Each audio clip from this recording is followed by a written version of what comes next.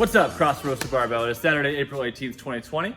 Let's get going on your strength. So strength is going to have an A and a B today. We're going to have A be mostly a warm-up, and then B is when things get serious.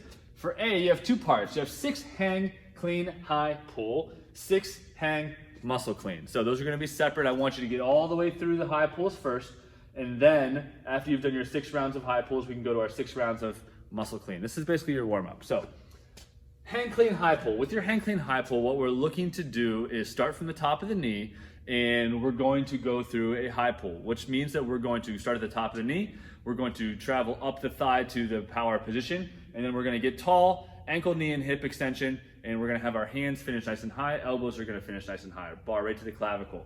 We're going to go 6 of those. You guys can build through this if you want. Definitely start with just the empty bar for your first round. Now, your 6 hang muscle clean. Your hang muscle clean means we're going to start from the same spot, top of the knee. Muscle clean means we're going to receive the bar. So when our elbows come through, that's our receive. We're going to receive the bar with our hips open and standing nice and tall. This is a little bit different than a power clean where we receive the bar with our hips down, drop down a little bit. We're going to receive the bar super tall.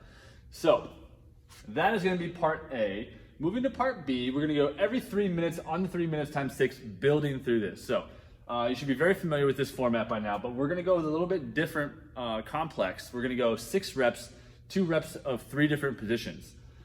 Basically, you can power or squat. I'm not worried about that for this segment. What I'm worried about is just where you start. Along with where you start is I want to look at the skill of maintaining or regripping your hook grip.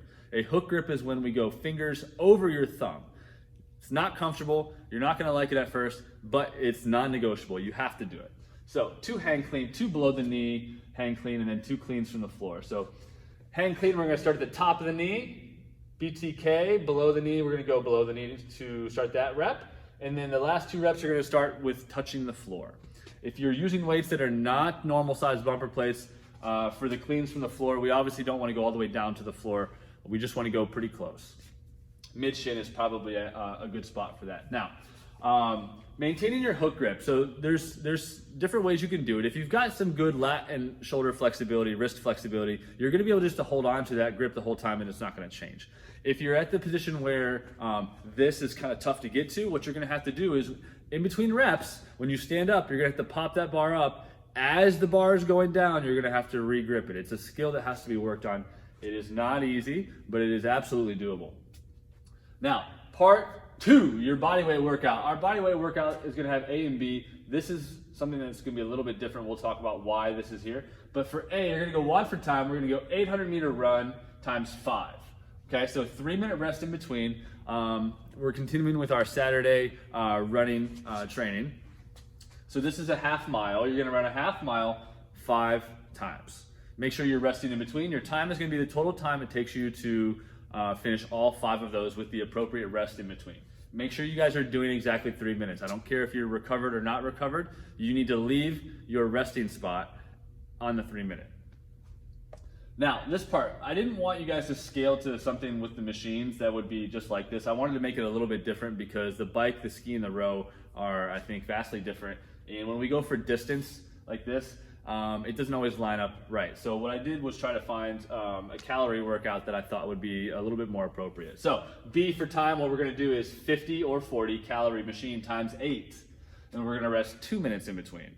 All right, so kind of the same idea, your total time to complete all of that.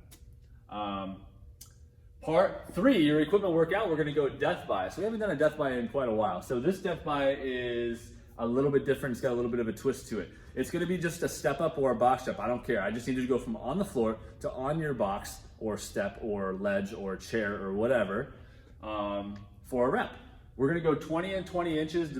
So, you know, men, women, children, anyone in between, 20 inches, 20 inches, 20 inches, 20 inches. We're gonna add 1 rep every minute until you can't finish. So you're gonna have an EMOM clock going, right? In that minute, you gotta finish the rep.